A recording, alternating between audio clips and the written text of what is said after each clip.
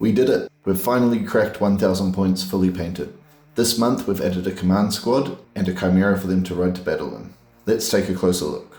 We're going to be trying out this army in 11th edition, but I'm actually hoping to use it mostly to play narrative games of 4th edition 40k. So if some of the options don't seem meta, or I haven't picked the whole quote unquote best weapon options, that's kind of the point. It's a pretty basic command squad, so we've got a veteran sergeant who is trying to return this head to its rightful owner, 2 plasma gunners, a medic, and a voxcaster. And then we've got their transport.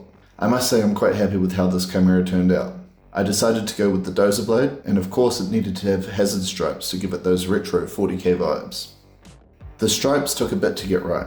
Turns out I'm terrible at masking parallel lines, and every single line came out crooked. A bit of patient brushwork, some battle damage, and some pigment powder, and I'm really happy with the final look. We've got the blue platoon markings on the sides, marking this as part of 2nd or blue platoon. The full blue marking marks it as the transport for the command squad, compared to our other chimera with the half blue, half white marking it as a normal squad. I still plan to add some transfers to all of our units, so I'm keeping an eye out for decent third-party transfers. So what's next on the list for the 969th? Let's take a quick look at our first 1000 points. We've got 2 Armoured Sentinels, 2 Leman Russ, 2 Chimera, 2 Ministorum Priests, a Command Squad, and 2 Infantry Squads.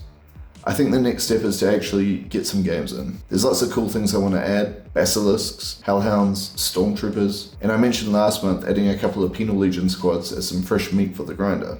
Truth is, I can theory craft all I like, but I think 11th is going to be a whole lot different to what I am used to, so playing a couple of games will tell us pretty quickly where we're lacking. As always, if you have any tips, feel free to leave them below. I can use all the advice I can get. I wanted to take a minute to talk about some of the lowlights this month.